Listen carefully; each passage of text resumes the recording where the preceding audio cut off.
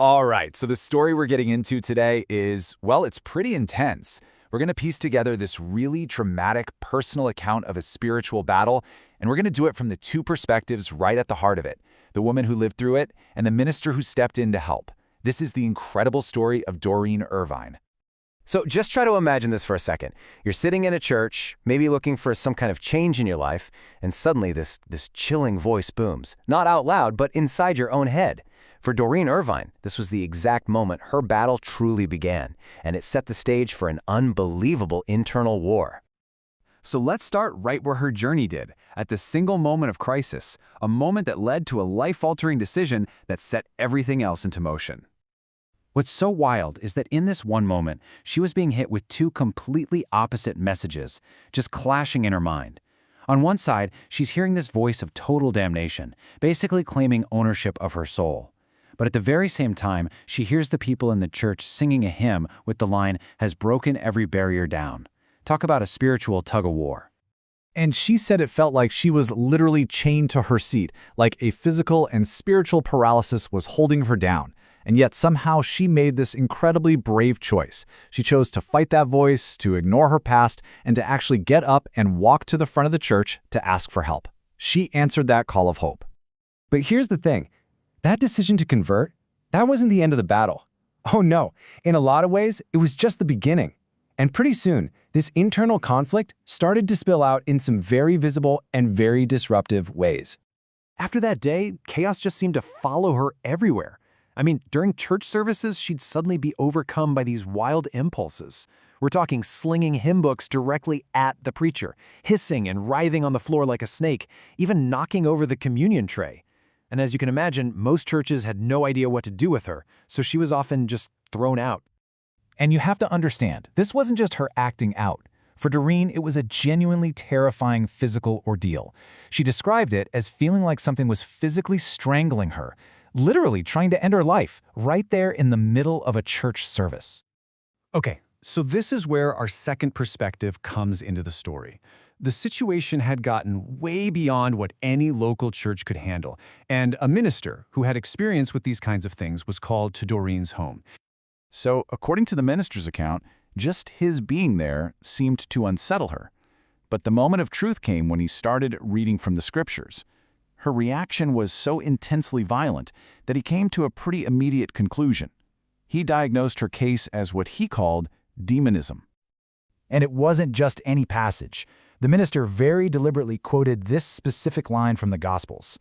He reported that it provoked a terrific reaction from Doreen. For him, that was it. That confirmed his diagnosis and set the stage for what would become a long process of deliverance. Now, this wasn't some quick one-and-done event like you see in the movies. The process of her deliverance, as they called it, was a grueling, drawn-out ordeal that stretched on for the better part of a year.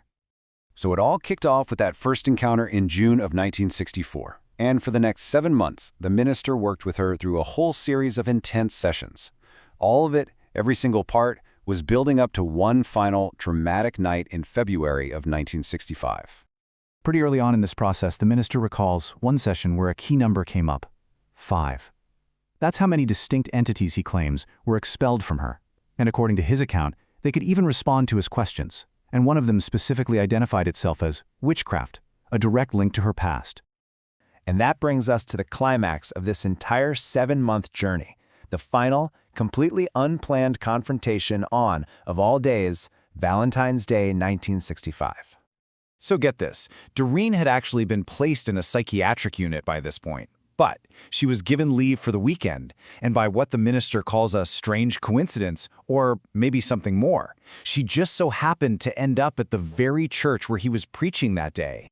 To really get the scale of this final night, you have to understand the number that came before it, roughly 31. That was the minister's running count of entities that had already been cast out over those 7 months. So this wasn't the start of the battle, this was the absolute end of it. The final showdown started at 8 p.m., and it went on for 4 straight intense hours. Over that time, he says another 16 entities were expelled one by one. This all led up to a final, incredibly stubborn entity that just would not leave. So, the minister demands the name of this very last entity. and a voice that sounded exactly like Doreen's own replied with a single, chilling word: pretender.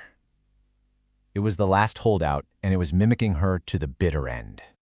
So after a 4-hour struggle, this whole 7-month ordeal just came to a sudden and definite end. Let's take a look at what happened in those final moments. And I mean, right on the stroke of midnight, the minister says that the final entity, pretender, was gone. His assessment was simple and total. She was, in that instant, completely freed. And what about from Doreen's perspective? Well, she describes having this unbelievable vision. In that moment of liberation, she said she saw a figure of pure light and pure love. For her, it wasn't just about the absence of torment, it was the powerful presence of something new. She said it so simply, "I knew I was free." You know, the story of Doreen Irvine, told from these two tangled perspectives, is just such a powerful case study. It sits right at the intersection of faith, psychology, and personal crisis. And when you lay out all the events as they were described, you're really left to think about a profound question.